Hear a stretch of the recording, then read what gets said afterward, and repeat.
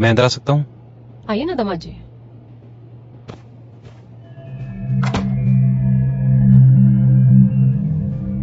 अरे ऊपर बैठिए ना। आज जमीन पे गिरे, थोड़ा तो मजा लेने दीजिए।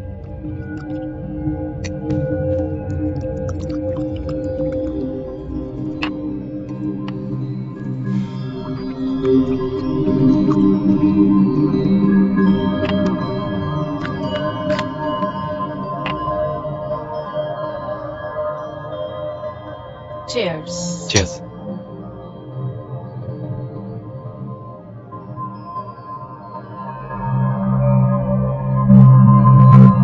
क्या हुआ, आज आप दिन में पी रहे हैं?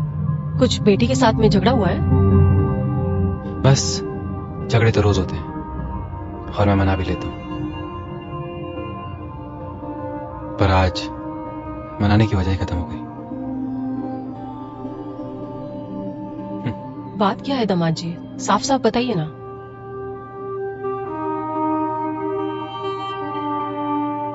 कल आपने कहा था ना कि लड़कियों की कोई कमजोरी नहीं होती, कोई अपना, कोई खास, जिसकी वजह से थोड़ा कमजोर पड़ जाती है।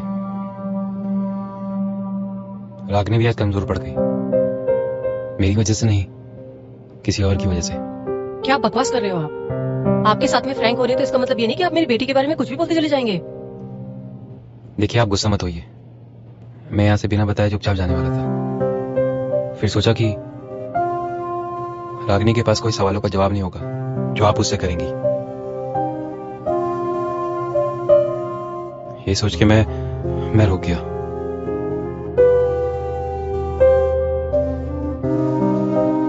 आप चुपचाप जाने वाले थे? कहाँ? पर क्यों? क्या हो गया है तुम दोनों के बीच में? जाने दीजिए, छोड़िए आप। मैं नहीं, मुझे बताओ, मुझे जानने का पूरा हक है।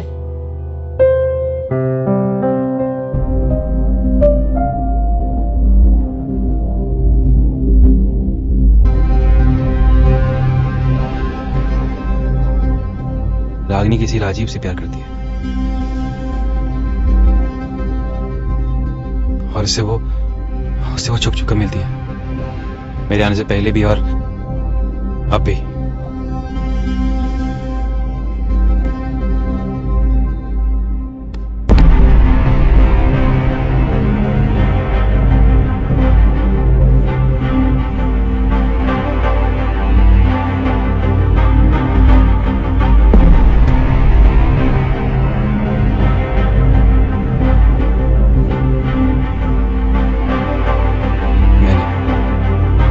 मैंने उसे आजाद कर दिया क्योंकि मैं उसे प्यार करता हूँ और उसकी खुशी में ही मेरी खुशी है। आई नो कि आप उसे खुश देखना चाहती हैं, उसकी खुशी आपके लिए इंपॉर्टेंट है ना? हाँ। बस तो प्रॉब्लम सॉल्व। उसे ऐसी खुश रहने दीजिए, जब उसे लगेगा कि उसे बताना चाहिए अपने प्यार के बारे में तो बता देगी, ठीक है?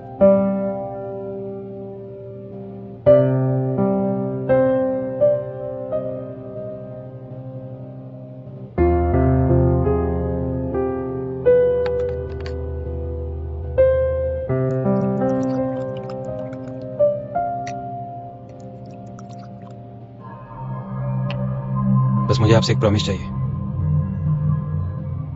कि आप उसे कभी प्रेशराइज नहीं करेंगी।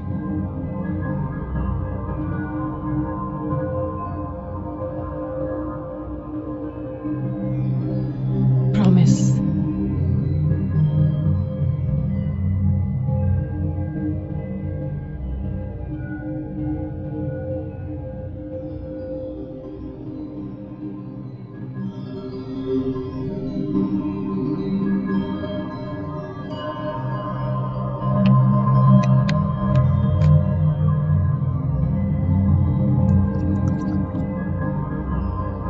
रुकिए, मैं आपके लिए आइस लेकर आती हूँ।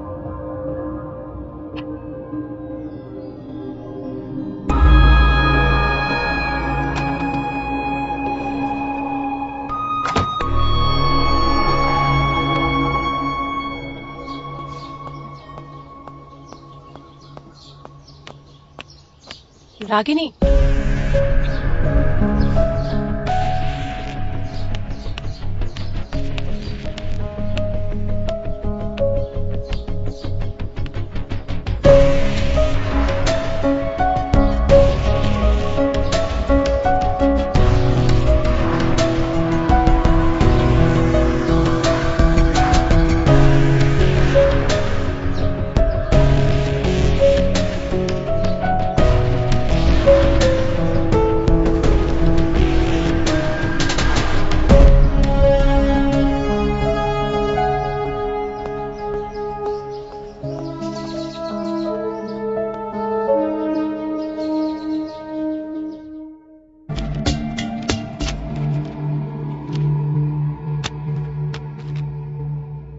शायद आप भी इन खतों को पढ़े बगैर नहीं रह सकती।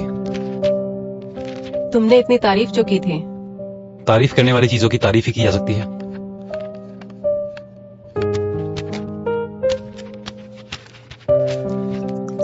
वैसे आप ढूंढ क्या रहे हैं?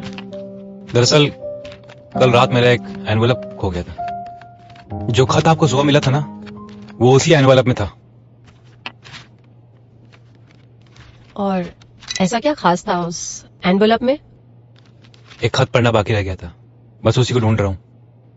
तो उसे क्यों ढूंढ रहे हो? एक कहानी मैं तुम्हें सुनाती हूँ। जो कहानी उस खत में थी, वैसी कहानी शायद आप ना सुना पाओ। पहले सुन तो लो, शायद उस कहानी से अच्छी मेरी कहानी हो। आप सच में वैसी कहानी सुना पाएंगे? वैसी कहानी पढ़ सकते हो तो क्या सुन नहीं सकते? वो बात नहीं है। डोंट वरी, आई वोंट जज you if you getting turn on.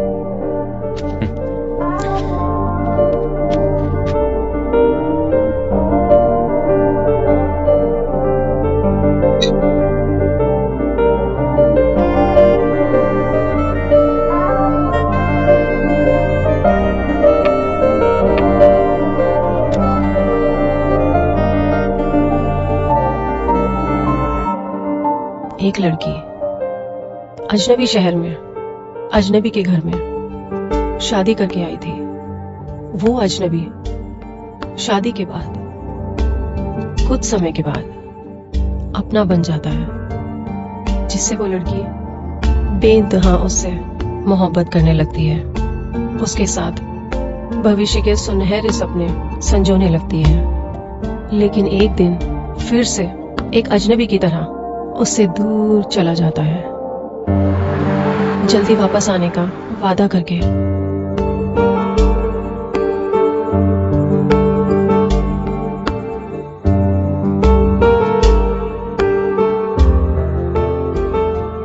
कुछ दिनों तक वो लड़की अपने इश्क की यादों के साथ मन बहलाती रही, लेकिन फिर यादें धुंधलाने लगी और मन बेचैन हो उठा। दिमाग को एक बार को रोका जा सकता है, क्योंकि उसे अच्छे और बुरे का ख्याल बेहतर पता होता है, लेकिन मन और यौवन ये दोनों अच्छा बुरा नहीं देखते और अक्सर बहक जाते हैं। इनके लिए पल भर की संतुष्टि ज्यादा अहमियत रखती है, फिर चाहे उसके लिए कुछ भी करना पड़े। ये मन पुरुष को राक्षस अपनी दुनिया कभी नहीं बसा सकता, और उस लड़की के साथ में भी ऐसा ही हुआ।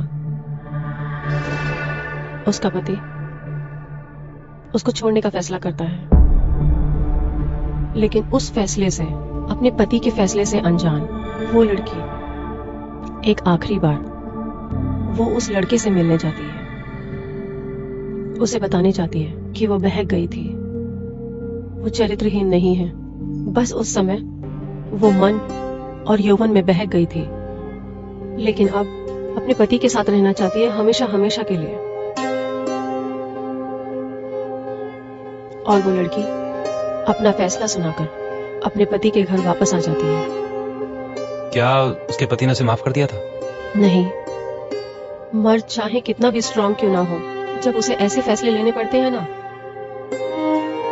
जहां उसे अपने बारे में ही नहीं समाज के बारे में भी सोचना पड़े, वहां अक्सर कमजोर पड़ जाते हैं। और उसके पति ने उसे छोड़ दिया।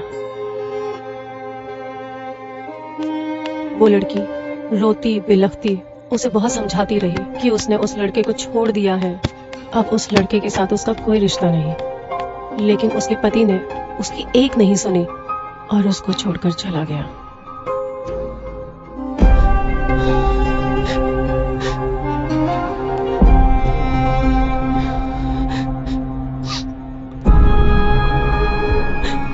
मत जाओ अमन।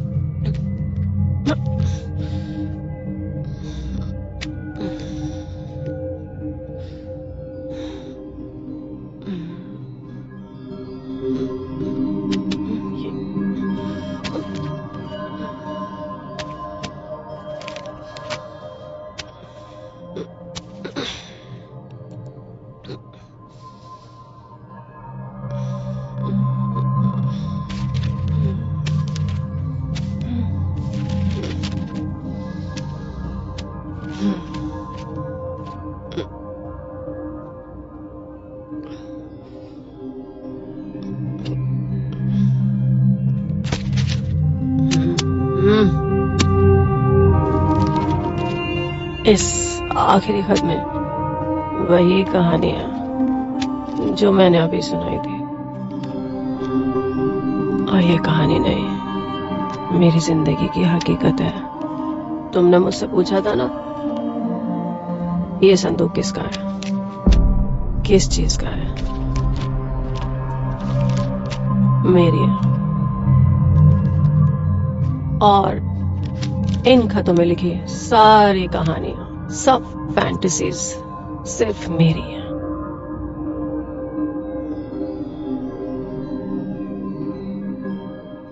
तुम जानना नहीं चाहते हो? तो फिर उस लड़की का क्या हुआ? हाँ?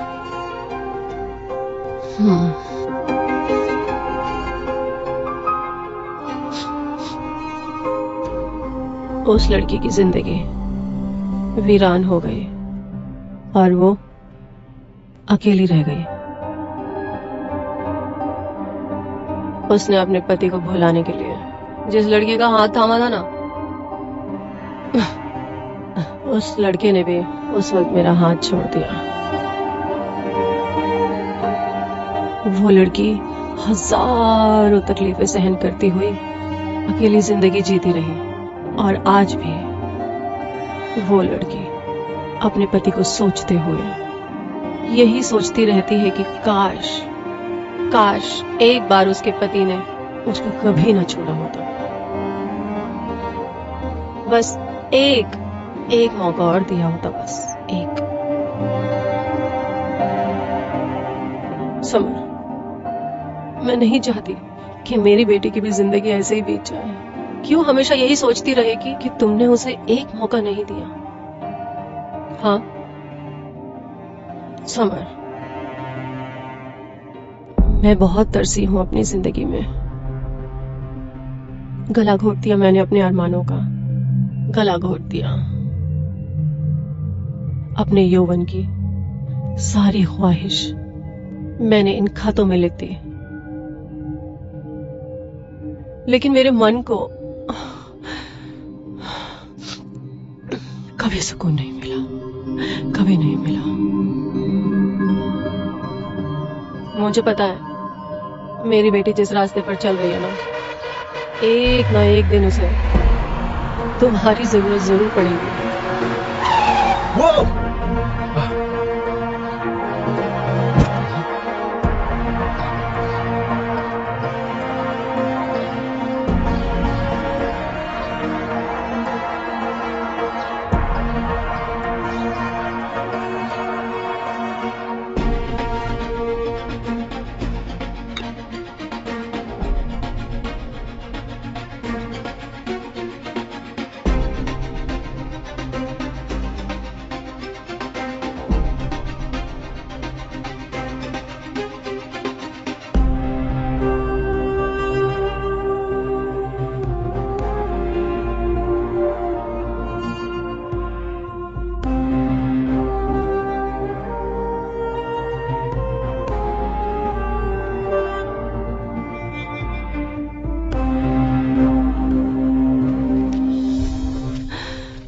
इसलिए मैं तुमसे कहती हूँ समर, प्लीज रुक जाओ।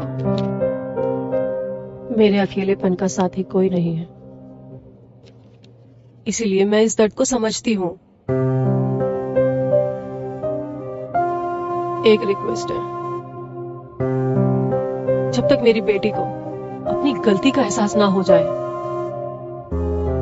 तुम मुझे अपने अकेलेपन का साथी बना लो।